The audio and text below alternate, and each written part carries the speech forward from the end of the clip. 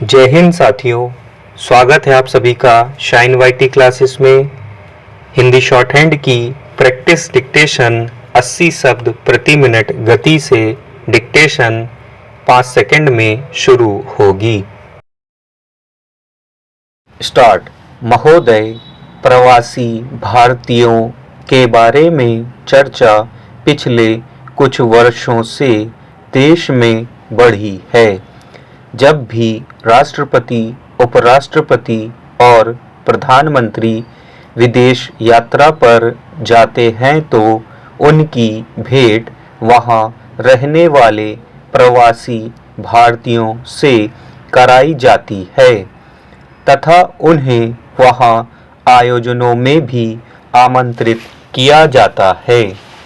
जब से देश में आर्थिक सुधारों की बात चली है, चीन उदाहरण को सामने रखते हुए प्रवासी भारतीयों से आग्रह किया जा रहा है कि वे भी प्रवासी चीनियों की भांति अपनी मातृभूमि में धन भेजकर या पूंजी निवेश कर उसे आर्थिक संकट से मुक्त कराएं। इस समय चीन में जितना भी विदेशी पूंजी निवेश आ रहा है या आया है, उसमें प्रवासी चीनियों का बहुत बड़ा भाग है।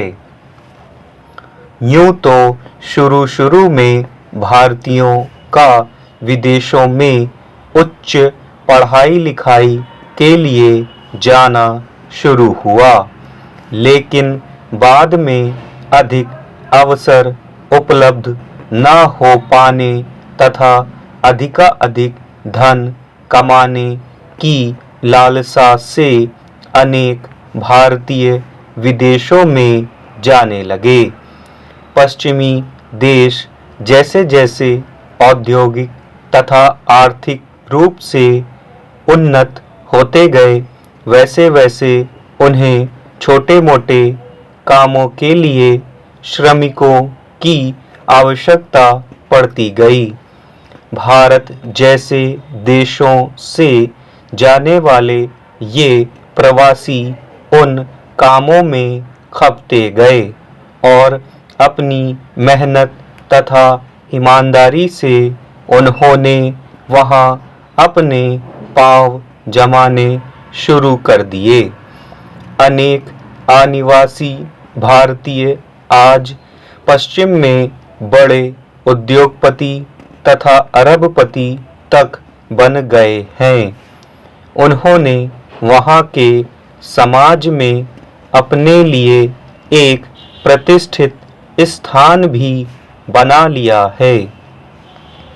धीरे धीरे पश्चिमी देशों में जब रोजगार की तलाश में भारत से जाने वाले की संख्या बढ़ने लगी तो इन देशों के लोगों ने यह सोचा कि कहीं यह उन पर हावी न हो जाएं।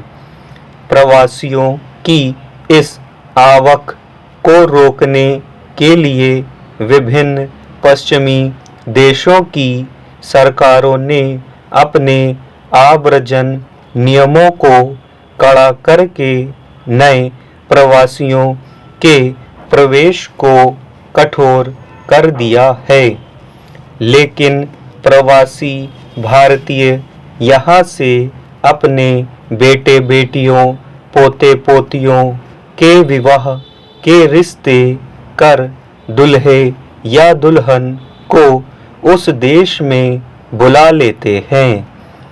विशेषज्ञ डॉक्टरों, इंजीनियरों, टेक्नीशियनों तथा सॉफ्टवेयर इंजीनियरों के लिए भी अभी भी विदेशों में रोजगार पाने के रास्ते खुले हैं। भारतीय आईआईटी संस्थान के प्रशिक्षित युवाओं की तो वैसे भी अमेरिका में भारी मांग है। भारत से इस समय केरल, गुजरात तथा पंजाब से सर्वाधिक भारतीय पश्चिमी देशों में गए हैं। महोदय, पंजाब में भी 2 आबा से सर्वाधिक लोग इस समय विदेशों में हैं। कभी कहा जाता था कि 2 आबा क्षेत्र में कोई ऐसा घर नहीं है जहां से कोई न कोई भारतीय विदेश ना गया हो। यहाँ से गए प्रवासी भारतीयों ने विदेशों में काफ़ी धन कमाया और उसे यहाँ अपने परिवारों को भेजा। अब उन्हें अपनी विरासत से जुड़ने की आवश्यकता लगने लगी है तथा अपने देश, प्रदेश और अपने गांवों के खेत खलिहानों को देखने तथा अपने बच्चों व पोते पोतियों को दिखाने व अपनी मिट्टी से जोड़ने की उत्कंठा पैदा होने लगी है। मुझे बहुत से प्रवासी भारतीय स्वदेश आने पर मिलते हैं।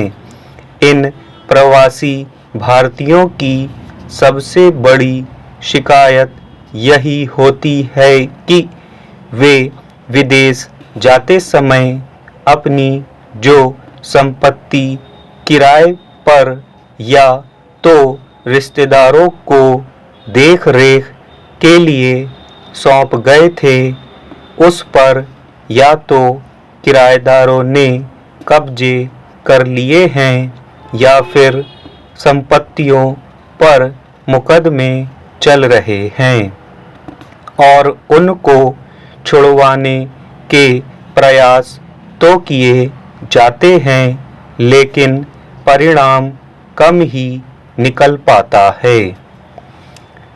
जब से नई सरकार सत्ता में आई है, तब से पुलिस भी मानवाधिकारों के उल्लंघन के आरोपों के भय के कारण ऐसे मामलों में हस्तक्षेप नहीं करती। इसके बाद मुकदमेबाजी का ही मार्ग रह जाता है, जिसमें बहुत समय लगता है। अब पिछले दिनों राज्य सरकार ने प्रवासियों की कृषि भूमि पर अवैध कब्जे हटाने के लिए एक नया कानून बनाया है। यह कितना प्रभावी होता है, अभी देखना बाकी है।